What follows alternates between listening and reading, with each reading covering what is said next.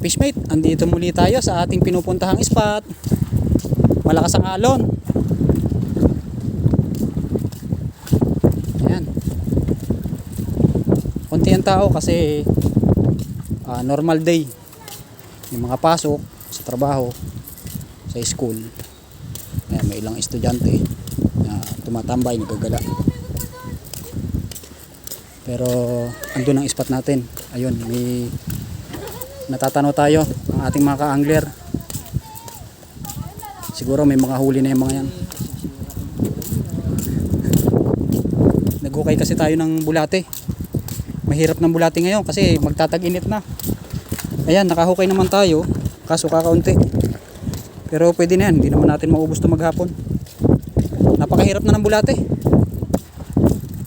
Ang hirap maghukay kahit saan kami pumunta. Ayan, diyan kami naghukay sa kagubatan. Yan, mga damuhan. Yung parte ng basang lupa. Kasi magtatag-init na, magsasummer na naman. Mahirap talaga ang bulate kasi umiilalim na yan. Natutuyo na yung ibabaw ng lupa. Kaya sumisiksik sila sa pinakailalim kasi basa-basa pa. Kaya mga ka-fishmate, mga ka-angler, yung mga maghahanap ng bulate ay talaga napakahirap. Sa BSF naman, halos ayaw na kumagat ng isda. Tumumal na sila sa BSF, naumay na ata.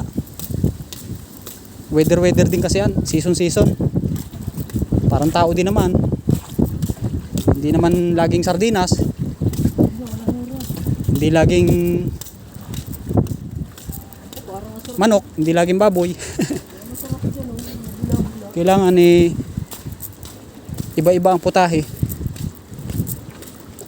So paano mga ka-fishmate? Hanggang dito na lang at tayo ay magse-set up. Ayan, ang ating kinuhang pamain. Ayun, may mga ka-angler tayo dun. Bumigwas na. Doon tayo, magse-set up tayo. Tara. Let's go.